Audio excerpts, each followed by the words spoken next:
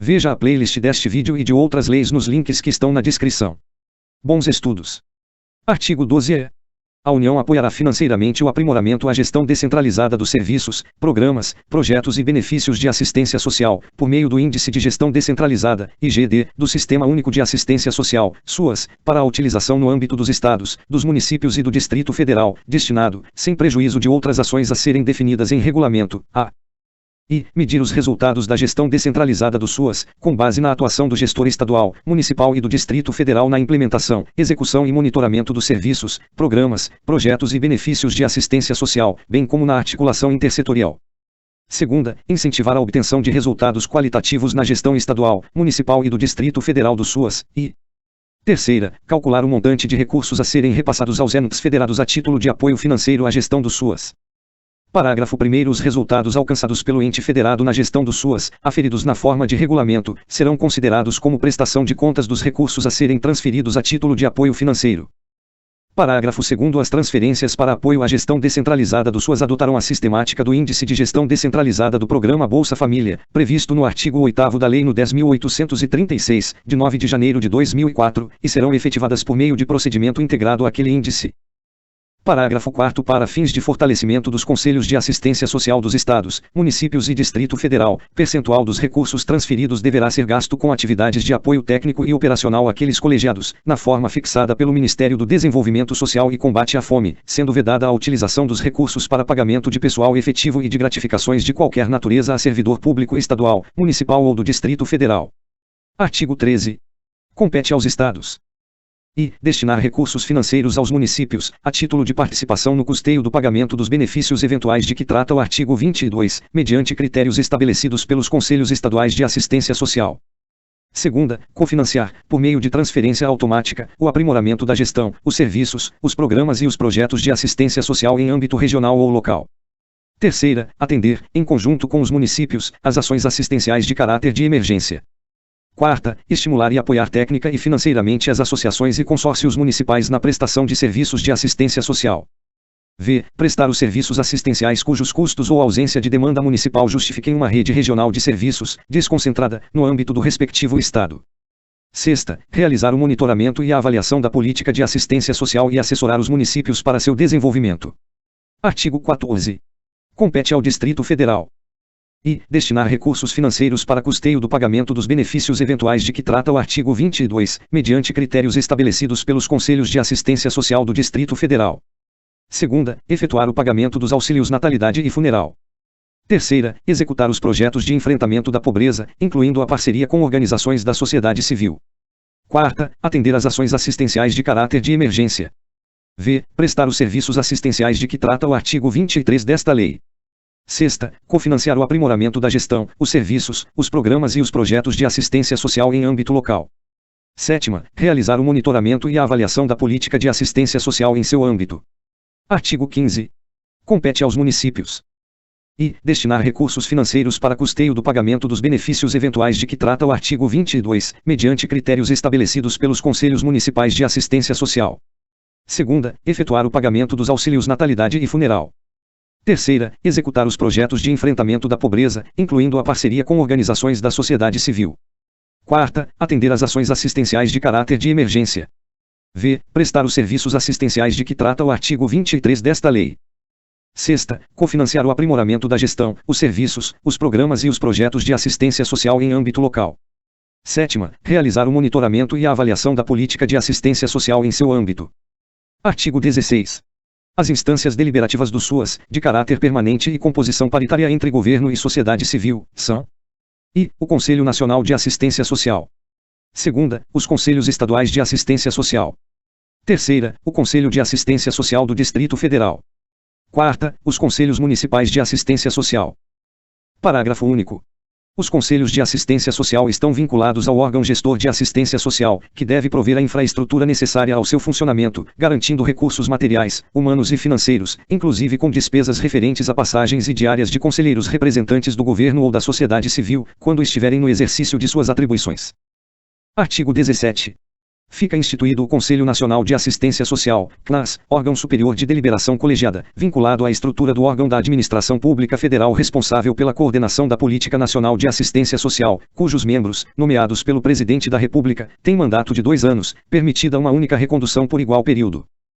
Parágrafo 1º. O Conselho Nacional de Assistência Social, CNAS, é composto por 18 membros e respectivos suplentes, cujos nomes são indicados ao órgão da Administração Pública Federal responsável pela coordenação da Política Nacional de Assistência Social, de acordo com os critérios seguintes.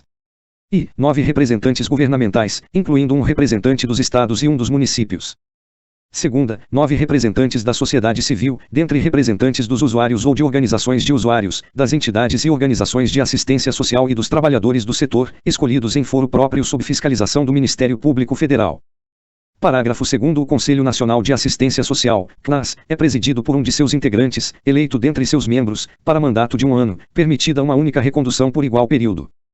Parágrafo 3º. O Conselho Nacional de Assistência Social, CNAS, contará com uma secretaria executiva, a qual terá sua estrutura disciplinada em ato do Poder Executivo.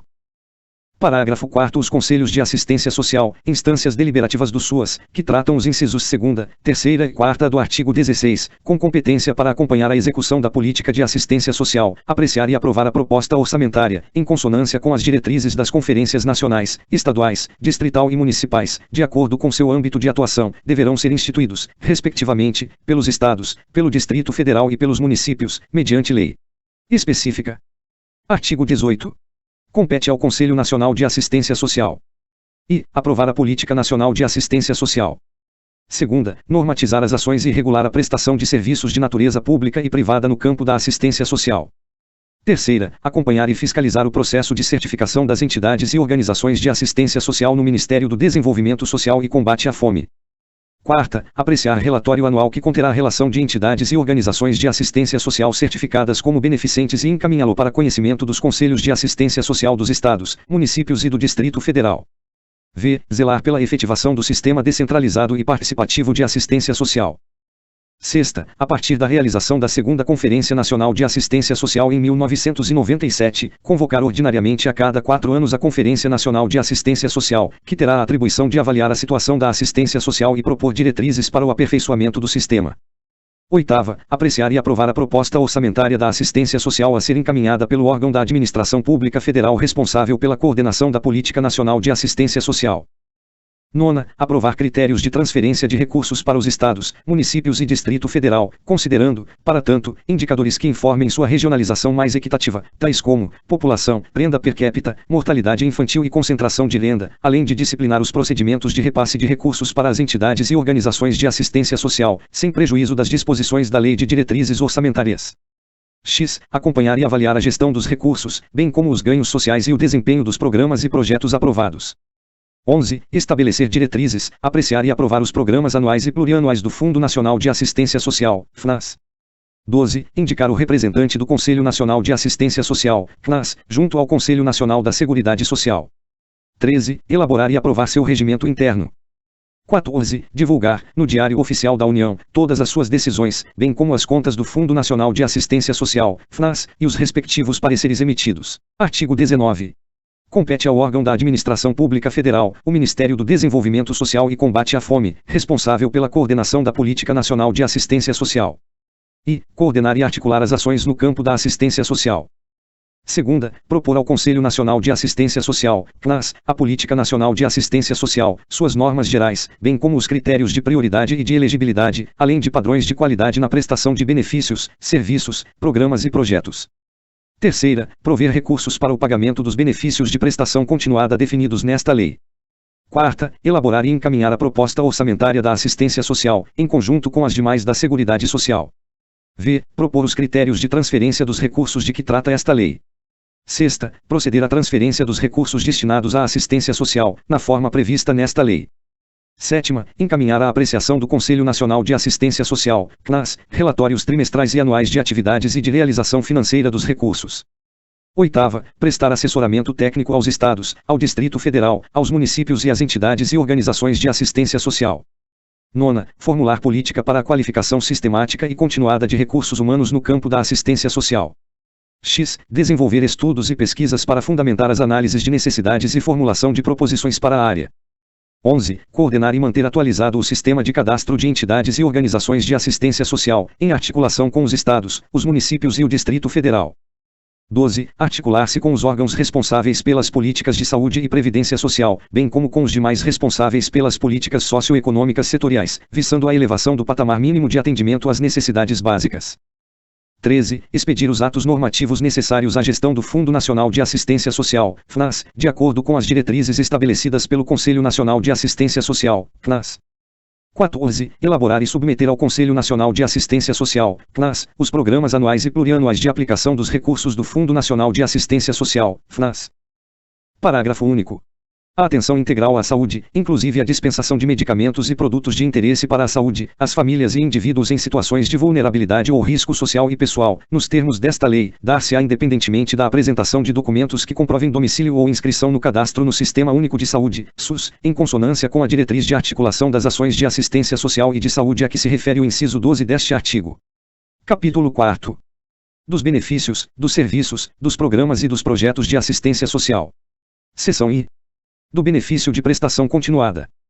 Artigo 20. O benefício de prestação continuada é a garantia de um salário mínimo mensal à pessoa com deficiência e ao idoso com 65 anos ou mais que comprovem não possuir meios de prover a própria manutenção nem de tê-la provida por sua família.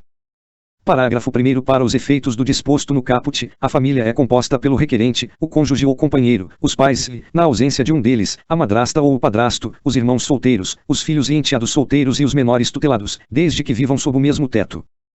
Parágrafo 2º. Para efeito de concessão do benefício de prestação continuada, considera-se pessoa com deficiência aquela que tem impedimento de longo prazo de natureza física, mental, intelectual ou sensorial, o qual, em interação com uma ou mais barreiras, pode obstruir sua participação plena e efetiva na sociedade em igualdade de condições com as demais pessoas. Parágrafo 3º. Observados os demais critérios de elegibilidade definidos nesta lei, terão direito ao benefício financeiro de que trata o caput deste artigo a pessoa com deficiência ou a pessoa idosa com renda familiar mensal per capita igual ou inferior a 1/4 do salário mínimo.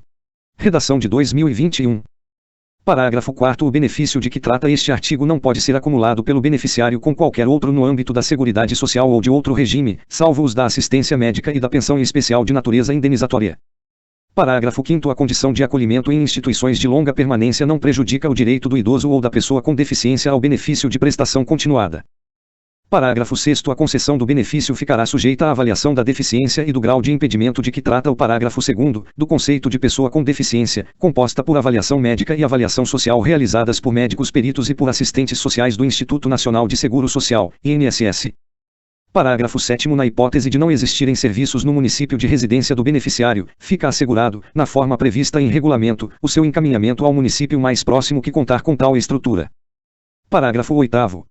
A renda familiar mensal, a qual é de 1/4 do salário mínimo, deverá ser declarada pelo requerente ou seu representante legal, sujeitando-se aos demais procedimentos previstos no regulamento para o deferimento do pedido. Parágrafo 9º. Os rendimentos decorrentes de estágio supervisionado e de aprendizagem não serão computados para os fins de cálculo dessa renda familiar per capita. Parágrafo 10. Considera-se impedimento de longo prazo aquele que produza efeitos pelo prazo mínimo de 2 anos. Parágrafo 11. Para a concessão do benefício de que trata o caput deste artigo, poderão ser utilizados outros elementos probatórios da condição de miserabilidade do grupo familiar e da situação de vulnerabilidade, conforme regulamento. Parágrafo 12. São requisitos para a concessão, a manutenção e a revisão do benefício as inscrições no Cadastro de Pessoas Físicas, CPF e no Cadastro Único para Programas Sociais do Governo Federal, Cadastro Único, conforme previsto em regulamento. Parágrafo 14. O benefício de prestação continuada ou o benefício previdenciário no valor de até um salário mínimo concedido a idoso acima de 65 anos de idade ou pessoa com deficiência não será computado, para fins de concessão do benefício de prestação continuada a outro idoso ou pessoa com deficiência da mesma família, no cálculo da renda a que se refere parágrafo 3º, do 1/4 do salário mínimo. Incluído em 2020. 15. O benefício de prestação continuada será devido a mais de um membro da mesma família enquanto atendidos os requisitos exigidos nesta lei. Incluído em 2020. Artigo 21. O benefício de prestação continuada deve ser revisto a cada 2 anos para avaliação da continuidade das condições que lhe deram origem. Parágrafo 1º. O pagamento do benefício cessa no momento em que forem superadas as condições referidas no caput, ou em caso de morte do beneficiário. Parágrafo 2º. O benefício será cancelado quando se constatar irregularidade na sua concessão ou utilização. Parágrafo 3º. O desenvolvimento das capacidades cognitivas, motoras ou educacionais e a realização de atividades não remuneradas de habilitação e reabilitação, entre outras, não constituem motivo de suspensão ou cessação do benefício da pessoa com deficiência.